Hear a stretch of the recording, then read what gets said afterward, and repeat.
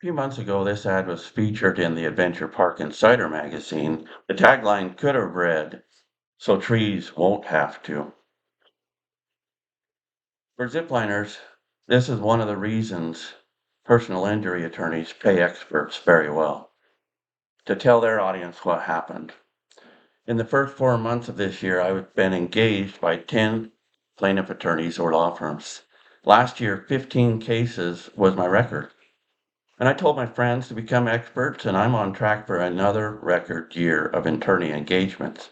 The problem is zipline breaking. But for decades, the standards and guidelines provide guidelines for us to follow. Let's see what the standards are saying about breaking. So the standards that are governing the breaking and zipline industry in the US are the ACCT, which stands for Association for Challenge Course Technology, PRCA, Professional Ropes Course Association, not rodeo, and American Society for Testing of Materials, ASTM. They've been around the longest, 125 years, but their zipline standard first came out in 2013. ASTM says you need a fail-safe braking system, but zipline accidents have been rising for a decade. I think fail-safe is a 2-to-1, and the standards say life safety minimums are 3-to-1 and 5-to-1. And so the ACCT standard has published this in excess of 6 miles per hour for almost 10 years. Now, they never put any kind of caveat with it as far as dealing with the momentum or the thermodynamics of a steel cable. Because if you deal with momentum at 6 miles per hour, you have a 30 or 3 times more momentum for a 250-pound zipliner than you do a 80-pound zipliner. The Tire Committee, which is the Technical Information and Research Education Committee advisory for the ACCT, published this information on June 10th of all days, my birthday, 2022. I was furious. They were saying gravity takes care of the problem. Gravity is the problem. They were also comparing zip lines with automobiles. Automobiles have emergency brakes. Shortly after I fired off a rationale to all the standards, Brian Lehman from ASTM, the technical contact, contacted me and asked me if I was going to Denver. Well, ASTM was going to have a big discussion on braking at the Denver conference, and Brian wanted me there. I told him I thought I would be, and I was. And I made a big splash. I let them know that gravity braking and hand braking are failing, and they have done for years. I told them they needed to mandate an emergency brake on zip lines. That same year, I went to IAPA, the International Association for Amusement Parks and Attractions, on Wednesday, November 15th. Participated in a 2-hour lawyer lunch. Lunch was pretty good. And after hearing the complaints about third-party backers helping the personal injury attorneys overcome any defense that the attraction might have, and hedge funds now betting on the lawsuits, I was the first to speak up when Q&A opened up. I spoke about staff training problems that HIP's hallmark, Robert Monahan, told me was number one years ago. I believe that is true, but braking-related accidents could be stopped. And so all these attorneys from Universal, Six Flags, SeaWorld, 30-plus attorneys talking about these problems. I asked ChatGPT or Google, I believe it was, to tell me how to brake on a zipline. They told me a leather glove. Google don't even know. Leather gloves are out. Gravity is an acceleration. Gravity braking is considered an oxymoron.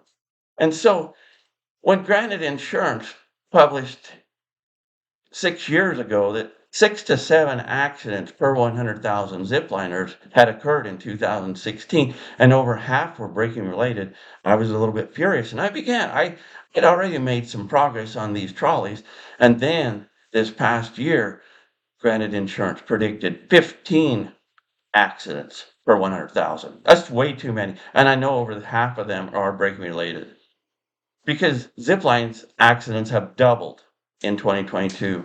In my cases, over 70% are braking related. Let's fix this problem.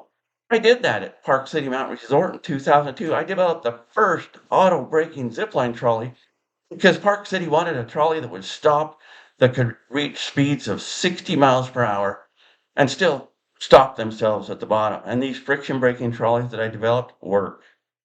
And so these auto braking trolleys have been safely stopping zipliners for decades. There are many of these products out there. Some of them have retrieval system. And so I decided to make my own zipline in Spanish Fork. I opened it up to 5 Utah County mayors from Salem, Elk Ridge, Spanish Fork, Payson, and Springville. The mayors come up to ride my portable zipline to see if it was lucrative. I used my 2002 zipline braking trolley, seen and done by Mayor Dunn in the video, in the photo. And now I'm an engineer, not a boilermaker. So I don't have to make these big, giant 25-pound trolleys. The Olympic Park Extreme Zipline, the one you see clear up there by the skyline, that's where it starts. It follows the Olympic ski jump all the way down, 34-degree angle. That was my first expert witness case. So are ziplines dangerous? Yes. Ziplines are dangerous if they don't have emergency brakes. These two-wheel trolleys are so problematic, and they're always involved in zipline accidents. Do you know what an orange tag tree means in an area where you have people moving around it? It means that you need to eliminate that tree. It's a tree for harvesting. Well, you never forget the first autopsy you read as an expert witness. My first was this South Carolinian Lisa Lamb. Her family showed up at Sundance Ski Resort on May 16th, 2016, and she and her husband and her brother decided to go ziplining, but the zipline company, Sundance Resort, had failed on some of their training. Speed of the wind was well over 35 miles per hour. A 30-mile-an-hour wind maximum was required by the manufacturer of the zipline, and there were gusts of over 60 miles an hour. As Lisa traveled down the Outlaw Pass, a tree that had been rubbing on the cable, the one with an orange ribbon, blew right into her path at 40 miles an hour. Her zipline trolley stopped her dead. Instead of trickling her down to the bottom safely, it left her there hanging for 45 minutes. Well, the rescue training, never got to her and got her down until 45 minutes after she had stopped. She was in cardiac arrest, and the nearest hospital was 20 minutes away. She died in the ambulance on the way to the hospital. That accident did not need to happen. You never want to plan a vacation around a trip to the morgue. So let's get some emergency brakes on these zip lines. Several zip lines have them, and if they're properly designed, they are the safest product on the market.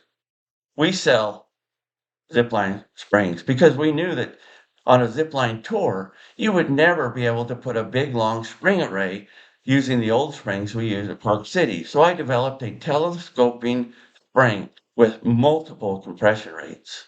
Also took my 25-pound zipline trolley, turned it into a 3-pound trolley that rides on top of the cable for the braking as the friction pulls down. Let me show you how this works. And so these are my patents. You can capture this video. You'll also be able to find this video on my Training Zipline Trainers YouTube video, or you can contact me directly. That way you can go back through and pause and read anything that I missed or jumped over. Thank you again for watching Zipline Braking Solutions. We're here to help. Have a great day. You can ask them.